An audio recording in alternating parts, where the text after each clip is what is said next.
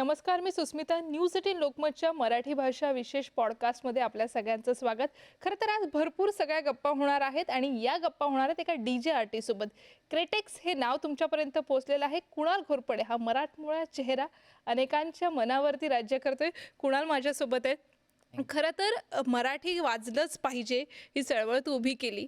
तरुणाईला तुझ्या तालावरती तू नाचवतोयस. सुरुवात कशी झाली आणि मुळातच मराठी भाषा सगळ्यांपर्यंत पोहोचवण्यासाठी हे एक वेगळं माध्यम निवडण्याची गरज का पडली?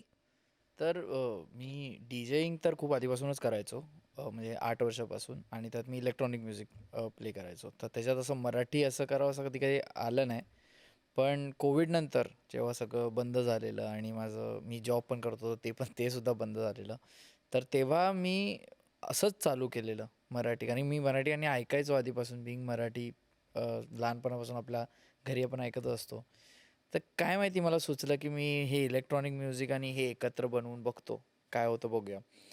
तर मी ते बघून नुसतं इंस्टाग्रामवर रील टाकायचं. असं असं विचार नव्हता केला की एक दिवस असा येईल आणि मराठी वाजलंच पाहिजे किंवा असं काय करेन. पण जेव्हा मी ते रील टाकत गेलो आणि लोकांना एक्साइटमेंट वाटत राहिलं की हे आम्हाला लाईव्ह ऐकायचं आहे, लाईक असं झालं ते.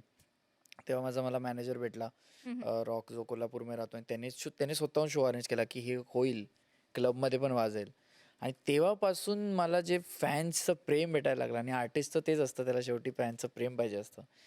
तेव्हा मला खरं ते त्यांचं प्रेम भेटायला लागलं. आणि मग मला माझं म्युझिक बनवण्याची अजून इच्छा झाली की नाही, अजून बनवूया आपण, अजून असं करूया. आणि मला रिअलाईज झालं की असं म्युझिक बनतच नाही आहे मराठीचं, क्लबमध्ये बनत नाही. बट लोकं खूप आहेत, असे यंग मुलं खूप आहेत जे क्लबमध्ये जातात आणि ते मराठी आहेत. पण त्यांना मॉडर्न काहीतरी पाहिजे, काय असं बनलंच नाही मराठीमध्ये जे मॉडर्न आहे. बरं.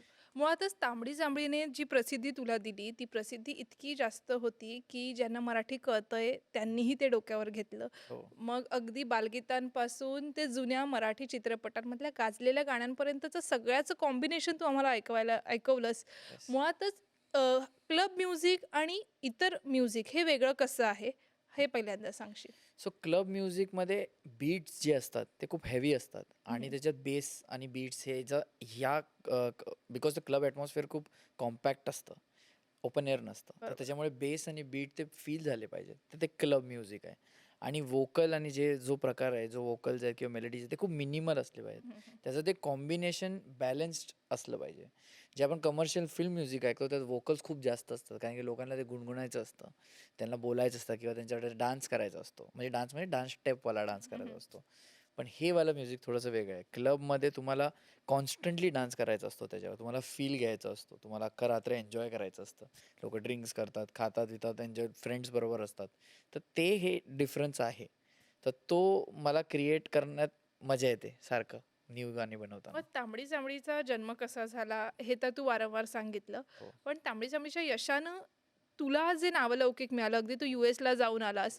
मग त्याची प्रोसेस काय होती? तांबडी जांभळी म्हणजे शब्दाचा अर्थ जरी कळत नसला तरी ते रिदम प्रत्येकाच्या लक्षात आहे आणि अगदी लहान मुलांपासून अगदी मराठी न कळणारी परदेशातली लोकही त्याच्यावरती नाचतायत. नेमकं ते गंमत काय त्यात? सो तांबडी जांभळी असं डिसाईड नव्हतं केलं की मी हे बनवणार आहे गाणं. ते कुणासाठी दुसऱ्यासाठी बनलेलं.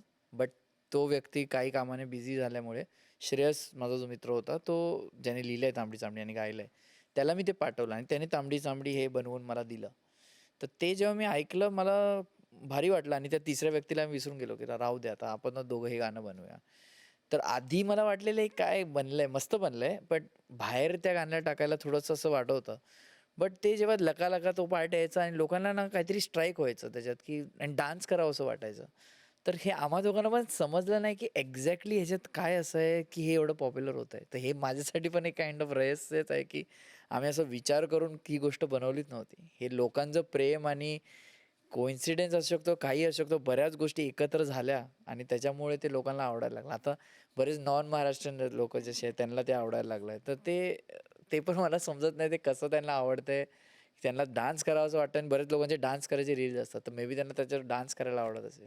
मग रील्सचा फायदा झाला हे जरी नक्की असलं तरी हो. सुद्धा असं वाटत नाही का की बऱ्याचदा आपण जी एव्हरग्रीन मास्टरपीस गाणी आहेत त्यांची मोडतोड होते किंवा असं तुला कधी त्या ट्रोलिंगला सुद्धा सामोरं जावं लागलं का की हो. का तुम्ही जी मूळ गाणी आहेत इतकी सुंदर आहेत त्यांना असं वेगळ्या पद्धतीने विद्रुपीकरण काहींना वाटलं का त्याचं की काहींनी तेवढ्याच मनापासून त्याला एन्जॉय केलं?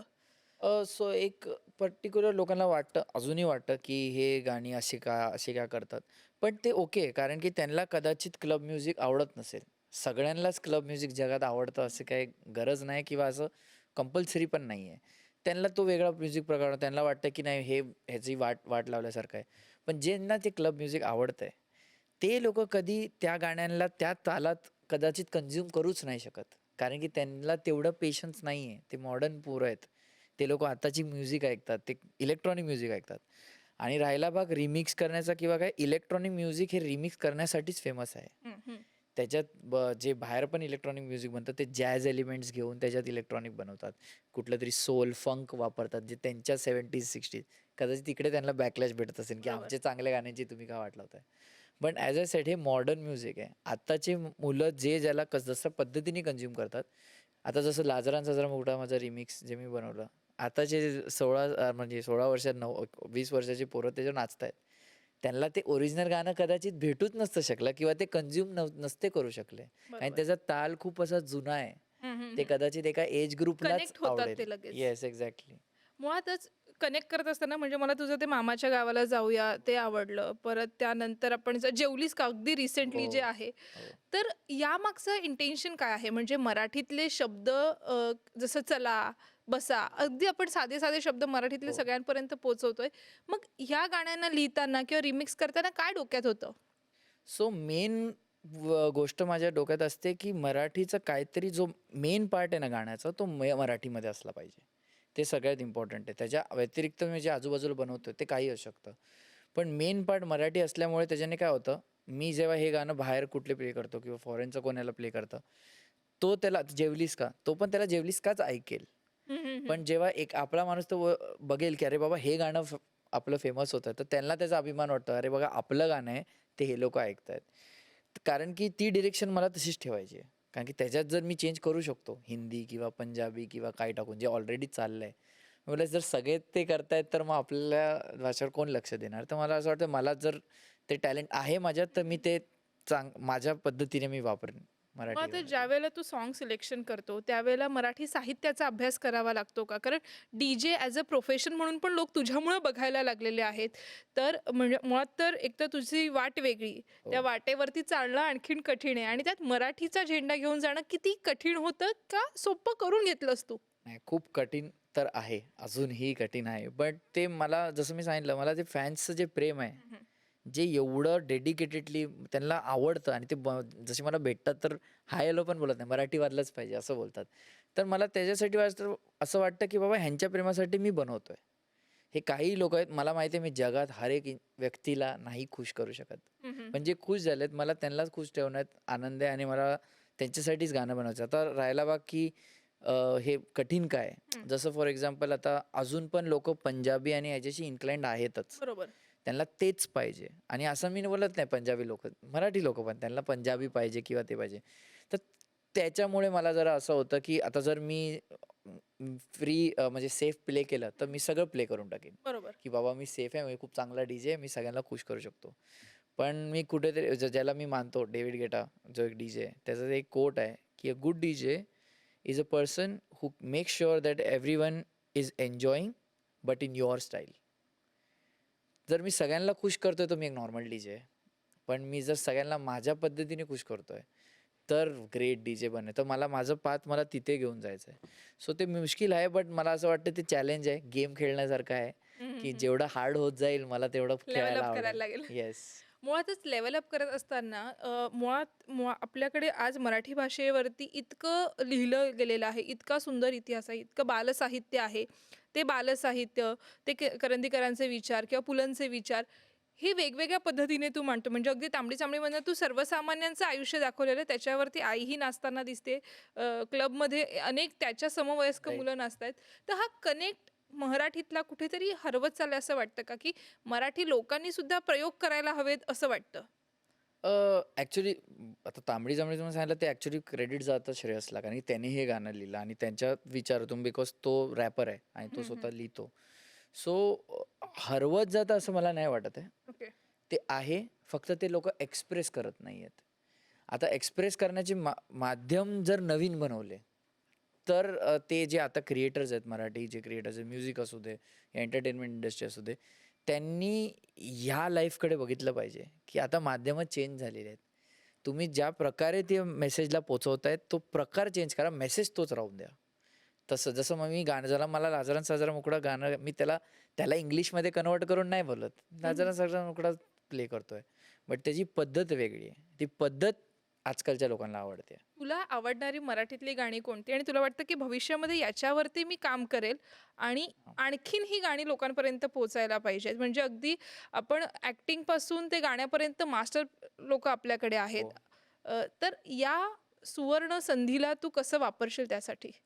सो माझे सगळ्यात फेवरेट म्युझिक कंपोजर आहेत मराठीतले, ते राम कदम आहेत, की म्हणजे त्यांनी जे बनवून ठेवलेलं आहे, ते फक्त ते ऐकलं तरी तुमचा म्युझिकचा अभ्यास होऊन जाईल असं मला वाटते. कारण की त्यांचे जे अल्बम्स आहेत, पिंजरा आणि हे सगळे जे त्यांनी बनवून ठेवलेले मोठं, माझे बरेच हिट झालेले रिमिक्स आहेत, त्यांचीच गाणी आहेत. पिंजरामधलं ते गाणं आहे. हो. सो मला असं वाटतं त्यांची बरेच गाणी मी स्टडी करून घ्या, रिमिक्स करून नवीन पद्धतीच्या नवीन लोकांना ऐकवीन. आणि आत्ताचा 19 वर्षाच्या पोरांनी राम कदमचं गाणं माझ्या थ्रू जर ऐकलं, तर त्याला एक नवीन डिस्कव्हरी होऊन जाईल. तर मला असं वाटतं ते असे जे कंपोजर्स आहेत, जे होऊन गेलेत आणि त्यांनी मास्टरपीसेस बनवलेत.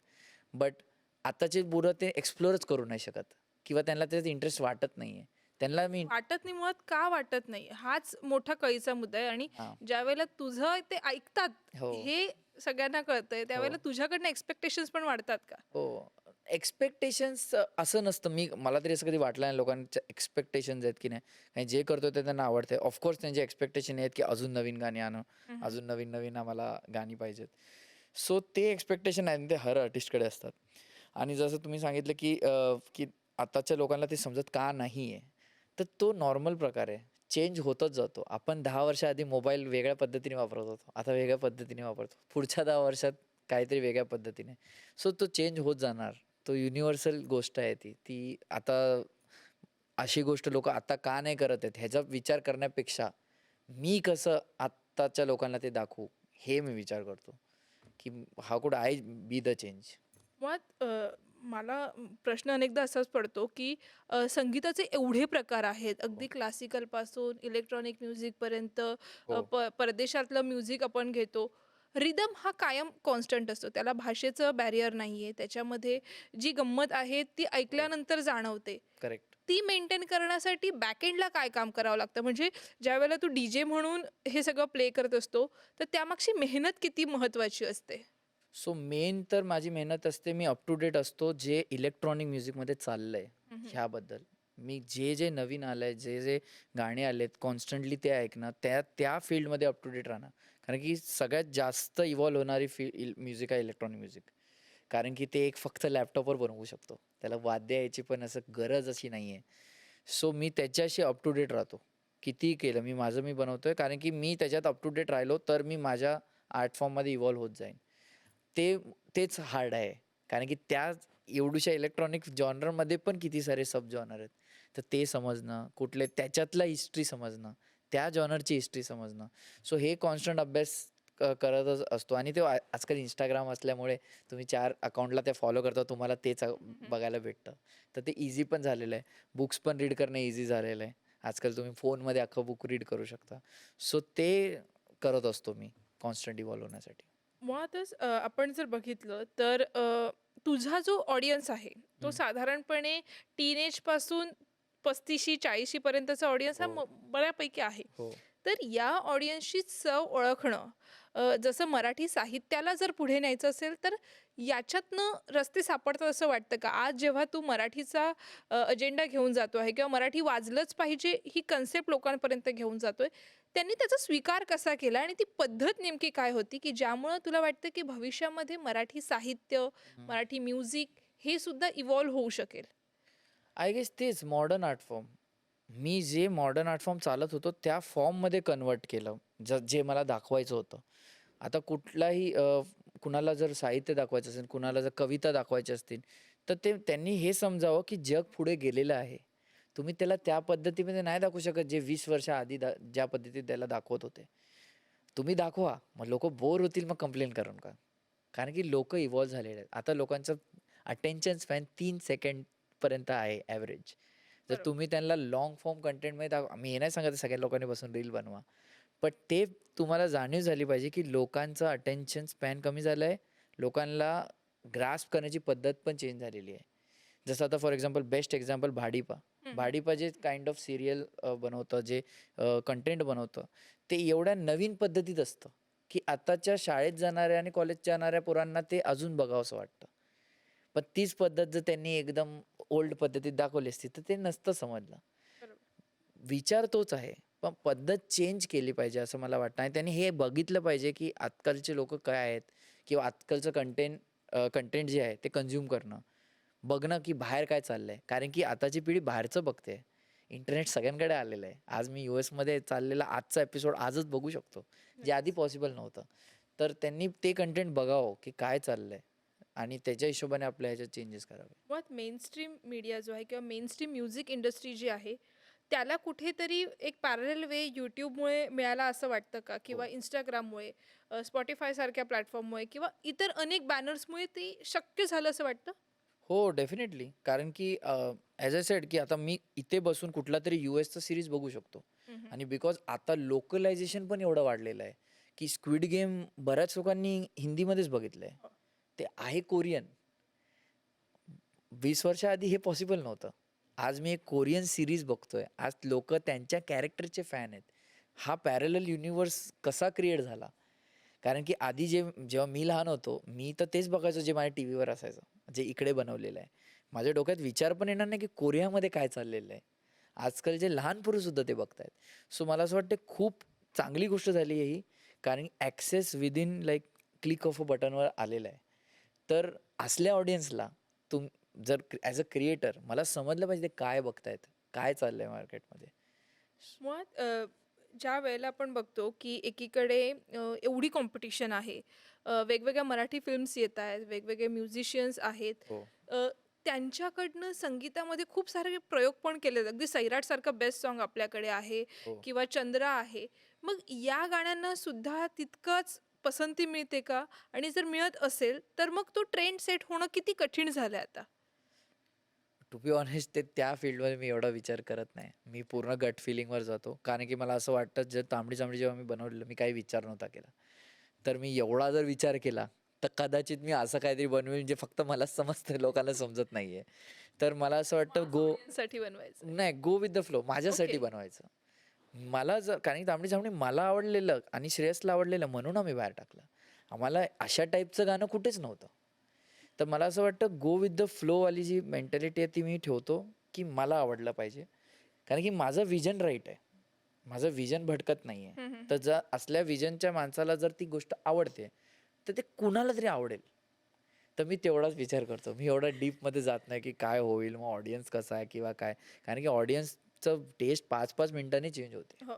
तर मी ते जर विचार करून बनवत गेलो, तर मी काहीच नाही बनवू शकणार.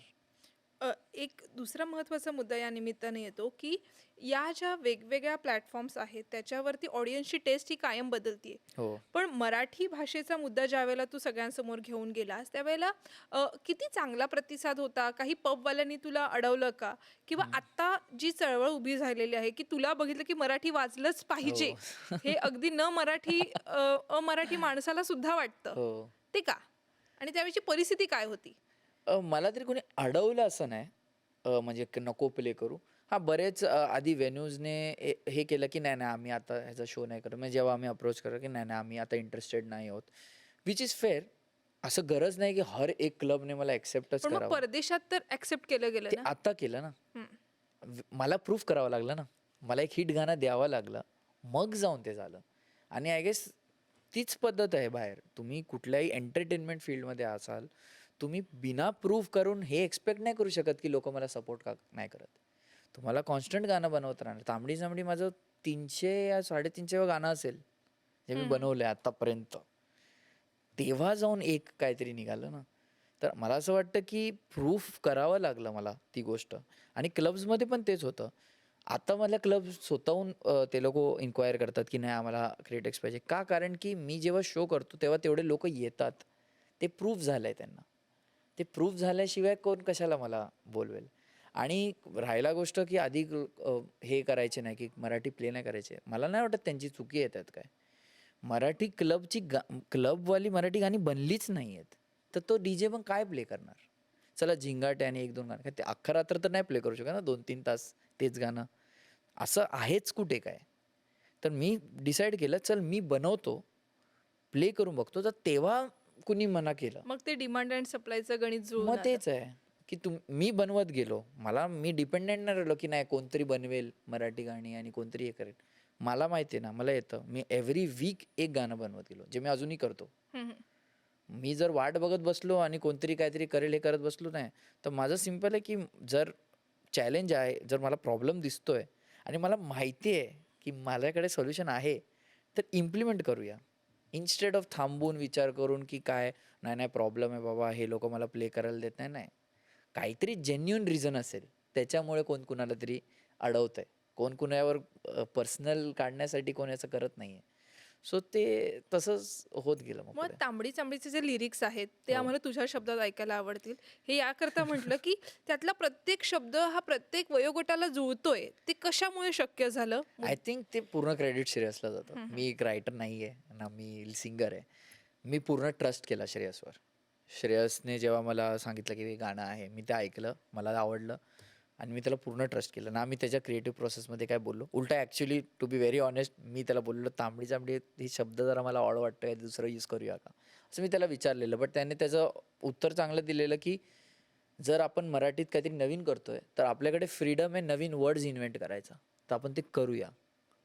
हे मला त्याचं आवडलं. आणि मी ते एग्री केलं की नाही, ठेवूया. जर तुला एवढा कॉन्फिडन्स आहे ते, तर मला असं वाटतं ॲज अ म्युझिक प्रोड्युसर, जेव्हा पण ज्याच्यावर मी कोलॅबरेट करतोय, त्यात फुल ट्रस्ट टाकून त्याच्यावर ते करायचं. मी हा विचार नव्हता केला की नाही हा एज ग्रुप आहे किंवा काय नाही. मी फक्त त्या माणसावर ट्रस्ट केला. कारण की त्याची आणि माझी विजन सेम होती. तो मराठी रॅप लिहितो आणि त्याच्या मी गाणी ऐकलेली मराठी रॅप आणि मला खूप आवडायची. मला असं वाटलं, हा जर माणूस अशी गाणी बनवते, मला आवडतंय ना, तर ह्याच्यावर ट्रस्ट करूया. बऱ्याचदा असं होतं ना की आपला ऑडियन्स समजून घेताना तुझी जी प्रोसेस आहे त्यामध्ये तुला बघून हो. म्हणजे सचिनला बघून सगळे मॅच क्रिकेटर बनायला गेले, तसं तुला बघून जर काही लोकांनी ठरवलं की डीजे मध्ये यायचंय किंवा त्याच्यात आपल्याला करिअर करायचंय, हो. तर वाट कशी आहे, किती मेहनत आहे? कारण ती रिदम, ते म्युझिक, ते फेम काही वेळापुरता आपल्याला खूप ग्लॅमरस वाटू शकतं, हो. एक फॅन्सी जॉब तो वाटू शकतो, पण त्यामागची मेहनत किती महत्वाची आहे. राईट. सो सगळ्यात मेन तर लोकांचं मिसकन्सेप्शन असं झालं आहे की डी जे म्हणजे डी जेच वाजवतो, पण असं नाही आहे. डीजेइंग ही फील्ड खूप इव्हॉल्व झालेली आहे फ्रॉम द लास्ट 20 इयर्स. आता डी जे एक डी जे पण असतो आणि एक म्युझिक प्रोड्युसर पण असतो. आजकाल जे इंडियातले जे डी जे आहेत, ते फक्त डी जे आहेत. मेजॉरिटी जे फक्त डी जे आहेत, ते फक्त डीजेइंग करतात, गाणी डाउनलोड करून प्ले करतात. चुकीचं नाही त्यात काय, बट ते एवढं इझी आहे आर्ट फॉर्म की तुम्ही विसरून जा, म्हणजे तुम्ही मर्ज होऊन जाल सगळ्यात, एवढं सॅच्युरेशन आहे. सोपी गोष्ट इझिली बाहेर पसरू शकते रे. त्याचं लर्निंग कर्व जर छोटा आहे, तर मला असं वाटतं आताच्या पोरांनी म्युझिक प्रोडक्शन ही गोष्ट शिकावी आणि म्युझिक बनवतात कसं ते आत्तापासून, कारण की तो लॉंगकट आहे. हो. तुम्ही शॉर्टकट जर जाल, कोणी माझं गाणं डाउनलोड करून पण प्ले करू शकतो, काय असं वेगळं वाटणार नाही. पण माझं ह्यासाठी आहे कारण की मला माहिती आहे एक्झॅक्टली मी ते गाणं कसं बनवलं आहे आणि मी ते कसं प्ले करणार आणि त्याच्या मागे पुढे काय प्ले करणार, ते तेव्हाच समजणार जेव्हा ते गाणं मीच बनवलेलं असेल. सो आय थिंक सो मुलांनी आता म्युझिक प्रोडक्शन ही गोष्ट शिकली पाहिजे इन्स्टेड ऑफ जस्ट डीजेंगच्या मागे पडण्यात. डीजेंग हे सोपं आहे. मी स्वतः डीजेंग 2 आठवड्यात शिकलो आणि मला असं वाटतं मी कुणाला तरी 2 आठवड्यात शिकवू शकतो. तर ती गोष्ट एवढी सोपं आहे बिकॉज इक्विपमेंट्स खूप ॲडव्हान्स झालेले आहेत. त्याचे डिझाईन करणं खूप सोपं झालेलं आहे. प्रोडक्शन हा डिफिकल्ट पार्ट आहे. काय त्यात तुम्ही काहीतरी बनवताय, स्वतःचं काहीतरी बनवताय, तर प्रोडक्शन जर पोरांनी आत्तापासून स्टार्ट केलं, त्याची जर्नी मोठी आहे. पण आजकाल कंटेंट फ्रीमध्ये अवेलेबल आहे शिकायचं. तर तुम्ही आता माझ्या टायमाला एवढं फ्री नव्हतं, म्हणजे एवढं कंटेंट अवेलेबल नव्हतं शिकायला. आता तर केवढं कंटेंट आहे. तर ती जर्नी लोकांनी आत्तापासूनच स्टार्ट केली पाहिजे अलॉंग साईड दर डीजेइंग. तरच त्यांना जर जर मराठी आणि हे काय करायचं आहे, तरच ते राईट डिरेक्शनमध्ये पुढे जाऊ शकतील. ते भटकणार नाहीत कुठे, असं मला वाटतं. या सगळ्या प्रोसेसमध्ये मराठी भाषेला जो तू जिवंत ठेवलंस एक वेगळ्या पद्धतीने एका वेगळ्या वाटेनं मुळातच ज्या वेळेला तू अभ्यास करत होतास किंवा जुनी गाणी जुनं म्युझिक जुने पिक्चरमधले काही संदर्भ काही डायलॉग्स याच्यामध्ये तुला भावलेली सगळ्यात आवडलेली गोष्ट कोणती की ती आजही तितकीच अप्रोप्रिएट आहे लोकांना आवडते आणि ओके. तुम्ही जर प्रेझेंट केली तर 100% लोक त्याला तेवढाच चांगला प्रतिसाद देतील. मी असा अभ्यास असा काय नव्हता केला. माझे बाबा ऐकायचे मराठी म्युझिक. तर तेच मी ऐकायचो. जे ते प्ले करायचे ते मी ऐकायचो. आणि ते मी लहानपणी मी छोटा असतानाच ते वारले. त्याच्यामुळे त्यांची आठवण म्हणून त्यांचं म्युझिकच होतं माझ्याकडे.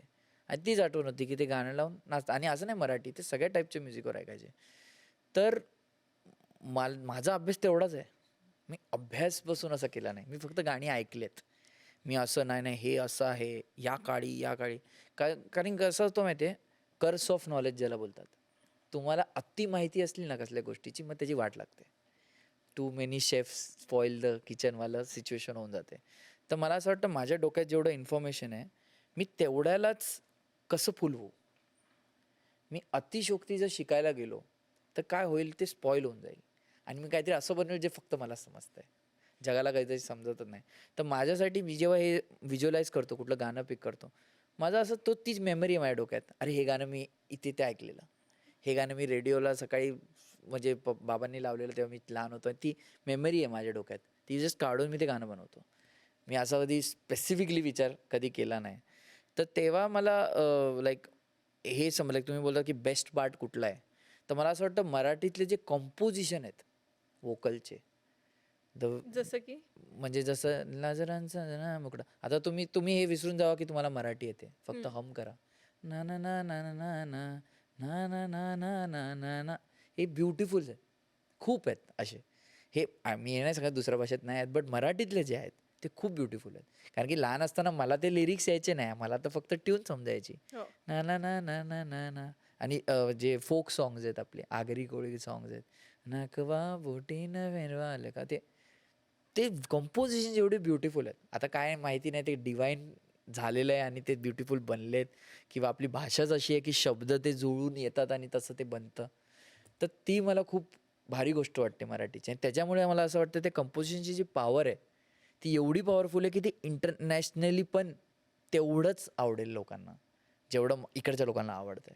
सो ते मी नोटीस केलं खूप, की compositions are very powerful in Marathi music. मुळातच अगदी शेवटाकडे आपण आलेलो आहोत. या सगळ्या मराठी भाषेच्या प्रवासामध्ये, तुझ्या डीजेइंगच्या प्रवासामध्ये मराठी भाषा जिवंत ठेवणं काळाप्रमाणे कठीण होतंय का? आणि जर ती जिवंत ठेवायची असेल, आज अभिजात भाषेचा दर्जा आपल्याला मिळालेला आहे. कुठेतरी जे कठीण होऊन बसलेलं गणित आहे, ते सोपं करायचं असेल, सहज सोपी भाषा ही काय, तर तुमचं वे ऑफ एक्सप्रेशन आहे. तुम्ही कसं व्यक्त होता ते सहज हो, शक्य होतं. हो. तर त्याकरता तुला काय वाटतं, की भविष्यामध्ये तरुणाईच्या समोर मोठी आव्हानं आहेत, की हे सहज सोपं करून खूप दिलं तर लोकं ॲक्सेप्ट करतील? नाही, नाही. खूप मोठा प्रॉब्लेम आहे हा. म्हणजे मला तर खूप डिफिकल्ट वाटतंय, की मराठी भाषा ॲक्चुअली जास्त लोकांमध्ये पोहोचू शकेल. Like to be very honest. कारण की मी जेव्हा बघतो लाईक खूप कमी मराठी क्रिएटर्स आहेत जे अजून मराठीत बनवत आहेत. कारण की मला माहिती नाही आपल्याला ते बॉलिवूड आणि हिंदी एवढं मोठं का दिसतं. लाईक मी त्याला कधी बघितलंच नाही की तसं की मला हिंदीमध्ये पिक्चर बनवायचा आहे किंवा मला हिंदीमध्ये म्युझिक डायरेक्टर. हे जे मी आजकाल ऐकतो ना म्युझिक प्रोड्युसर लोकांचं, क्रिएटर्सचं, ॲक्टर्सचं, की हिंदीत जायचं यार. का? लाईक मला ते समजत नाही. तुम्ही जगाशी कॉम्पिटिशन करा ना, जगात जे चाललंय ते. हे इंडियापुरतंच आहे बॉलिवूड.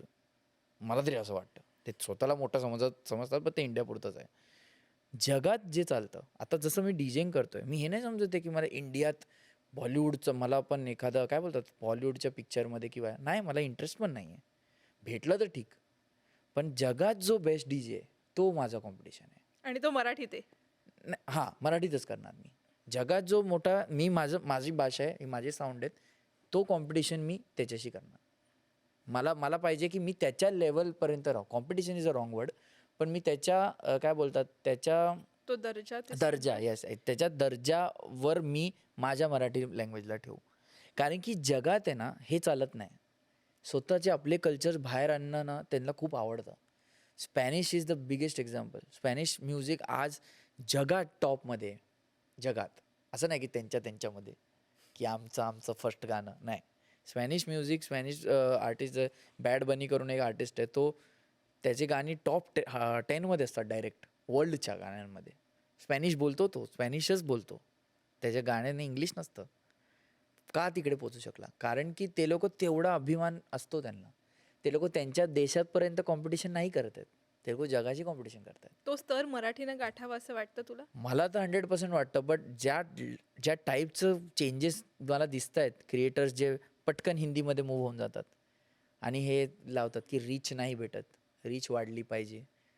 मला त्यांना एक्झाम्पल सेट करून दाखवायचं की मी ते नाही करून सुद्धा तुम्हाला रीच दाखवतो काय आहे. कारण की तुम्ही चुकीचं मार्गावर बघताय. तुम्ही हे समजताय अरे मराठी ऑडियन्स कमी आहे. नाही, मराठी आर्टची ताकद एवढी जास्त आहे की फक्त मराठी ऑडियन्सच नाही, त्याच्या बाहेरचा ऑडियन्स पण त्याला अप्रिशिएट करेल. तुम्हाला ते सारखं हिंदी, म्हणजे माझं काही हेट नाही त्याच्यासाठी, बट ते मी खूप बघतो. क्रिएटर्स लोक पटकन त्यांना हिंदी आणि हे करायचं असतं. तर ती गोष्ट जर कमी झाली तर आपल्याला, कारण की यूथ आपला सगळ्यात जास्त आहे मराठीत, जर ते सगळा यूथ त्यांच्या डायरेक्शनवर गेला तर हा मराठी भाषेला पुढे घेऊन जाणं खूप प्रॉब्लेम होऊन जाईल. धन्यवाद कुणाल. खूप चांगल्या या आपल्या गप्पा रंगल्या. खरं तर मराठी वाजलंच पाहिजे, यातनं तुझी ही सगळी चळवळ सुरू झाली. आणि भाषेने जर स्वरूप बदललं, भाषा जर बदलत गेली तर तरुणाईलाही ती तितकीच भावते, हे तुझ्या उदाहरणातनं स्पष्ट झालंय. आणि म्हणूनच मराठी भाषा जिवंत राहण्यासाठी वेगवेगळ्या स्तरावरती प्रयत्न चालू असताना ही चळवळ DJ म्युझिकपासून अगदी आंतरराष्ट्रीय दर्जापर्यंत गेलेली आपल्याला पाहायला मिळते. त्याच्या बातम्यांच्या अपडेटसाठी पाहत रहा न्यूज 18 लोकमत आणि न्यूज 18 लोकमतच्या फेसबुक पेजला लाईक करा आणि यूट्यूबला सबस्क्राईब करा. धन्यवाद.